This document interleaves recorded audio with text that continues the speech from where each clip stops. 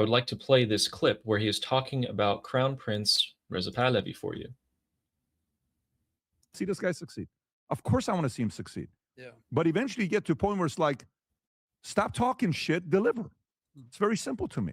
If you're going to say you're going to deliver, go deliver. And stop now putting the onus, because now you know what happens, and I want to tell you what his next move could be. Now it's kind of like, oh, say nothing happens with the Iranian revolution and Iranian regime change or regime collapse. Guess who he's going to blame? Trump. Yeah, Oh, you'll see. Of course. You'll see. And that would be completely and unfair. that'll be a coward's move. But watch him. He'll be cornered because it's either his fault or Trump's fault. He's always going to be the guy that's, it's not my fault. It's not my fault. It's that person's fault. It's not my fault. I hope he doesn't take that route. But if he's going out there saying, you're confusing the hell out of everybody, I already see the next few moves coming. If he did that, What if fucking garbage of a human being do you have to be to say for these words coming out of your mouth, it's either Trump's fault or Prince Reza Pahlavi's fault, But not the IRGC's fault. but not the fucking Islamic Republic massacring the Iranian people? What the fuck do you think he could do? Do you think he's a fucking Mahdi? Do you think he's a miracle worker? He doesn't even have a standing army. Look, what the fuck do you want him to do? He has done everything and above everything that we ever expected of him. Way above anything that we ever expected from him. He has dedicated his entire life to the Iranian people. Unlike you, who's betraying the Iranian people by attacking the very person that the Iranian people bled for. The Iranian people bled for. The Iranian people came out and died for the chance to be able to shout out his name. And then you come out and attack the very same person that the Iranian people have chosen as their only hope for liberation? Only because the regime hasn't fallen yet? And you're saying it's his fault because the regime hasn't fallen yet? Fuck you. Look at revolutions in history. It takes decades even sometimes for revolutions to be successful. We are dealing with a regime armed regime that uses machine guns against its own unarmed civilians. What the fuck? What do you want Prince Reza Pahlavi to do?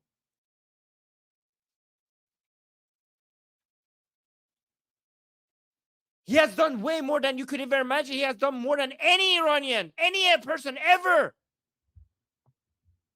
He has given up his family.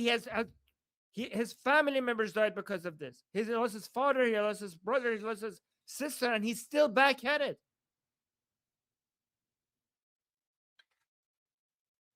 Crown Prince Reza Pahlavi's grandfather was exiled and died in exile. His father was exiled and died in exile. He himself was exiled, lived his whole life at a point where he didn't have to do anything. He spent his entire life advocating for the rights of the Iranian people. The only person he's ever blamed is the IRGC and the Mullah regime. And Patrick Bet-David comes out and says that that Crown Prince Reza Pahlavi is going to blame President Trump if things don't go right. No mention of the IRGC. That is pretty indicative, PBD.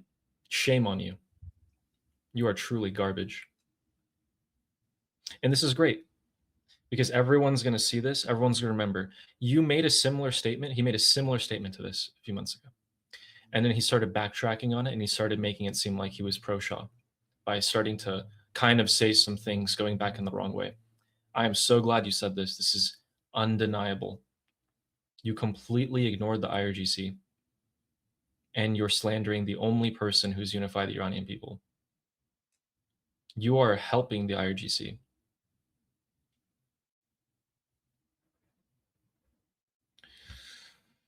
Well, I want to show you guys that just in case anyone didn't know him.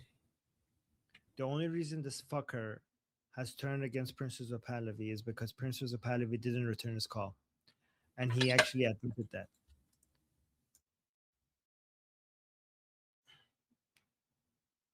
Also, he supports the MEK. I think he might be even paid by the MEK.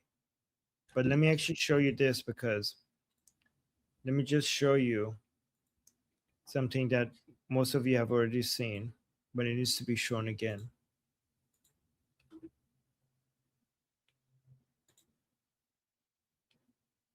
Not that garbage. This. Look at this. People wrote Javid Shah with their own blood.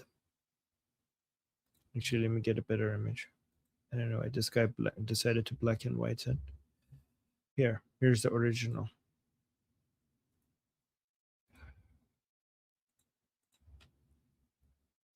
Here. You see that? You see this? This is the blood of the Iranian people. You see that? That's Javid Shah. When the Iranian people were being shot at, they put their hands in their own blood and wrote Javid Shah. While they were dying, while they were bleeding, they wanted to make sure that the whole world knows what they were bleeding for. There wasn't a single corner in Iran during the uprising in early January that wasn't hearing people calling out his name, people calling out for him to come back to Iran. And you dare call yourself an Iranian and then attack the very thing that the Iranian people are fighting for, the very thing that the Iranian people are dying for, willingly risking their lives for. You're attacking that. You're attacking the will of the Iranian people, and therefore you're attacking Iran. Therefore, you're anti-Iranian. You're the enemy of my people. You're an enemy of my country. Fuck you. My name is Armin Navabi. I'm an Iranian political analyst with decades of experience fighting the Islamic regime inside and outside of Iran. Make sure you follow me for more, and also make sure that you follow our discussion group. Also come talk to me in our discussion group. I'm there almost every day. The link is in the description and or the bio. Also, you can get there by scanning the QR code on the screen. See you there.